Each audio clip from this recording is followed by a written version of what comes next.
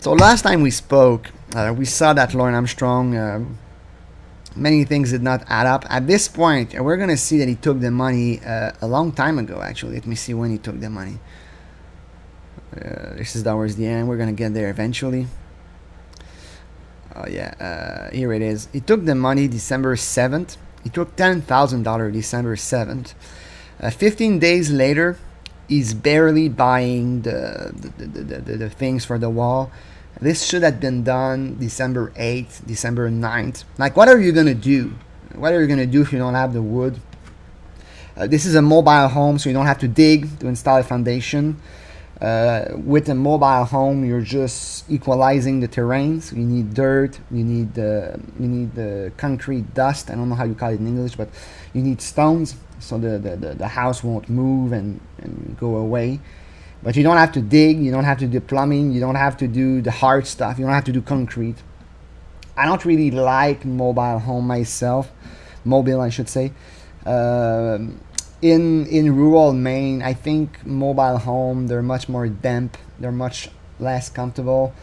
I think that digging to install a foundation and have a basement, you get a basement, that's pretty cool. I know there's no sewer system, so it's less of an incentive to build a regular house.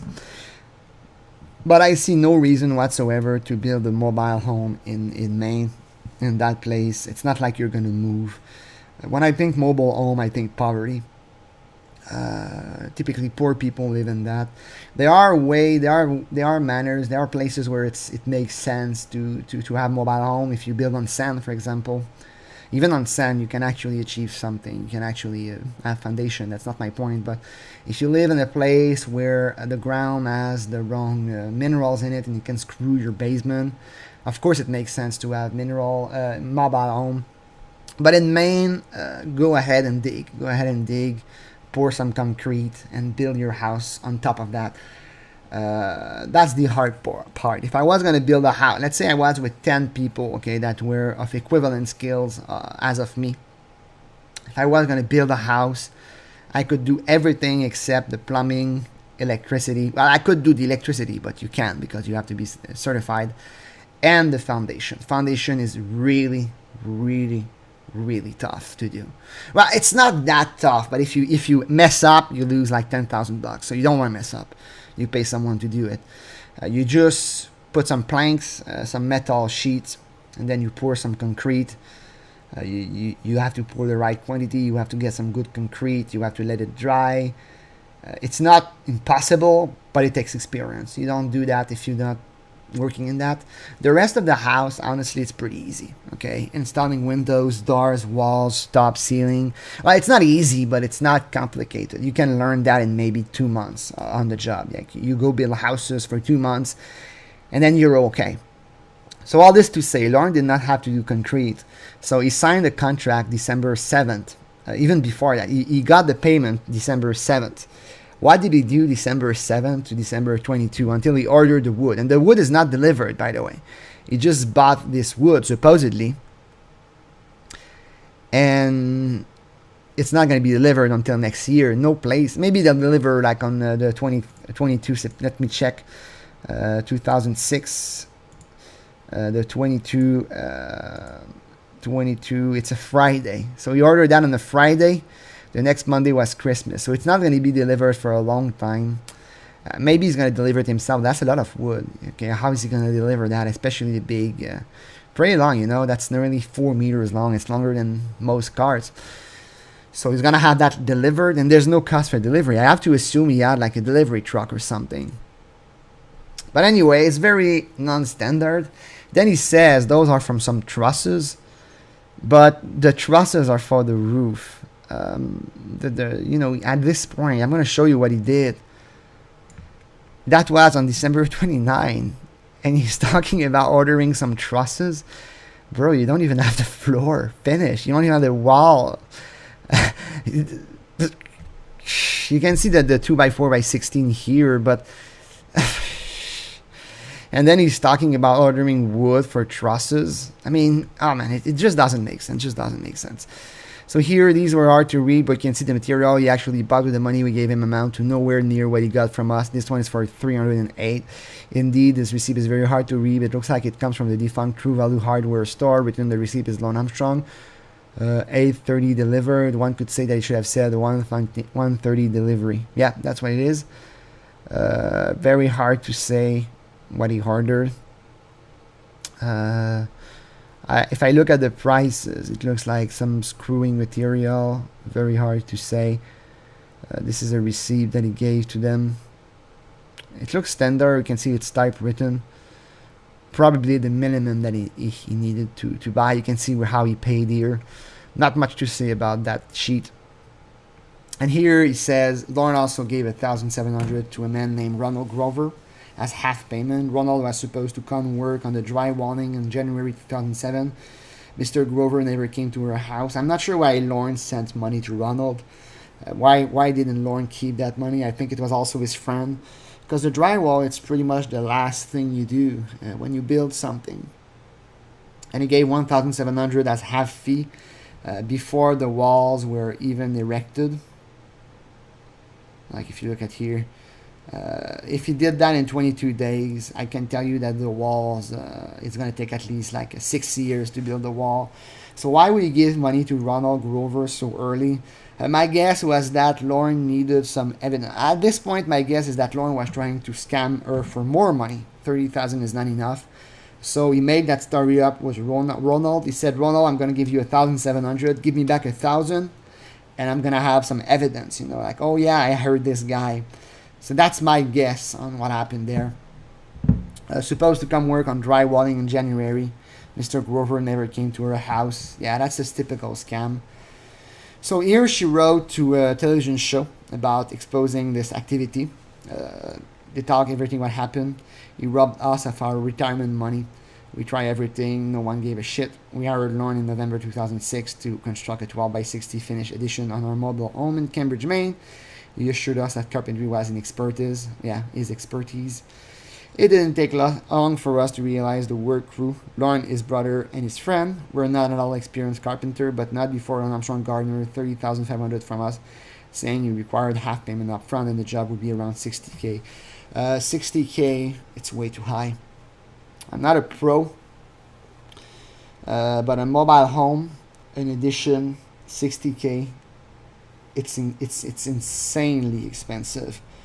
Unless you make like the floor out of marble imported from Italy, and the walls are going to be like cherry wood.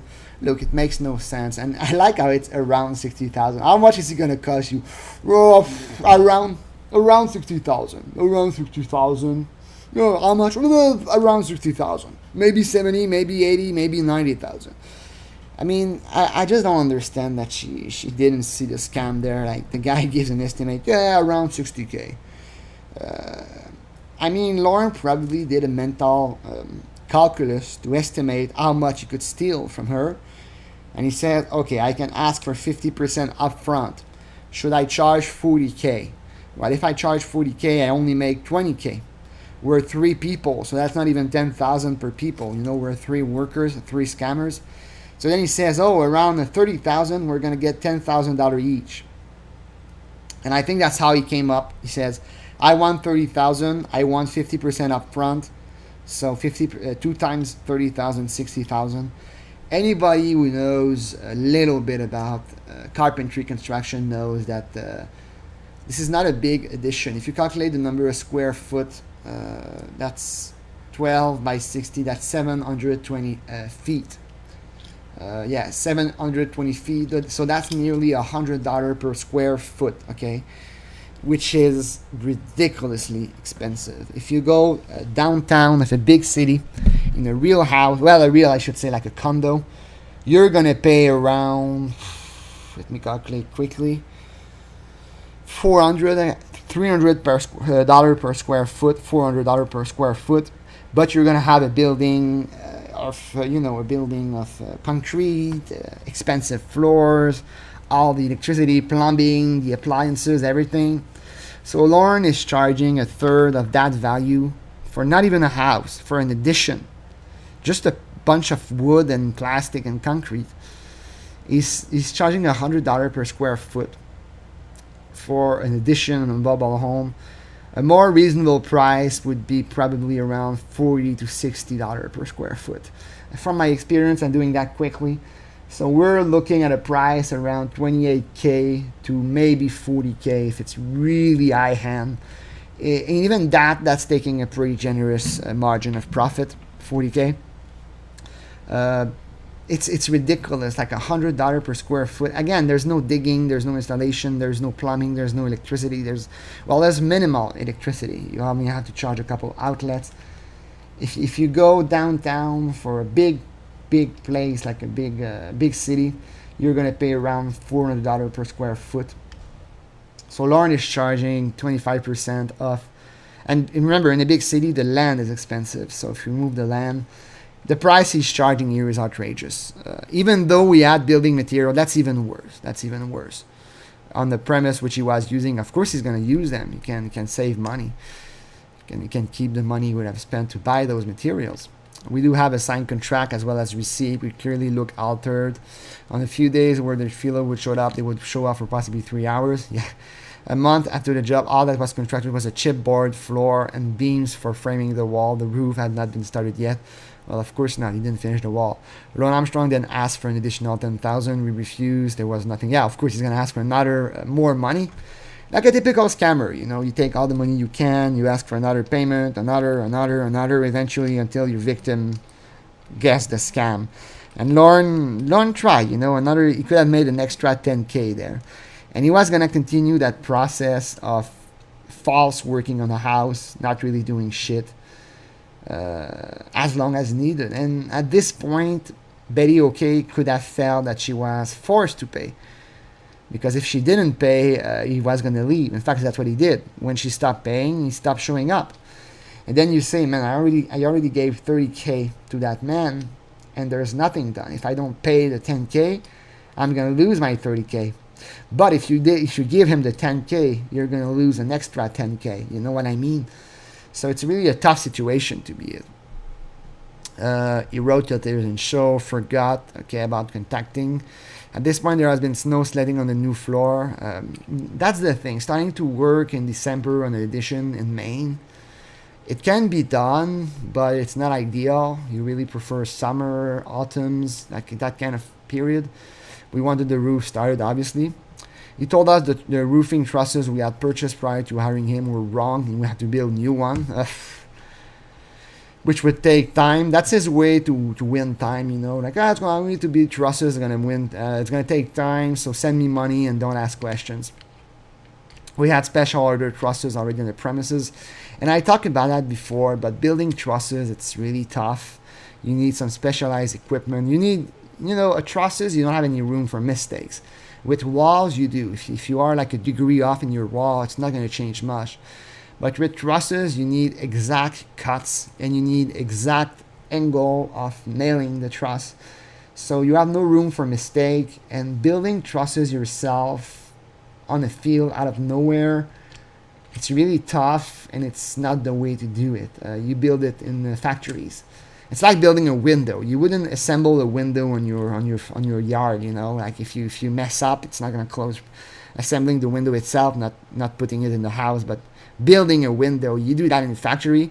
The same goes for trusses. The factory is gonna do that with specialized machinery. It's millimeter precision. It's gonna work, and it's gonna be much cheaper than trying to build them yourself.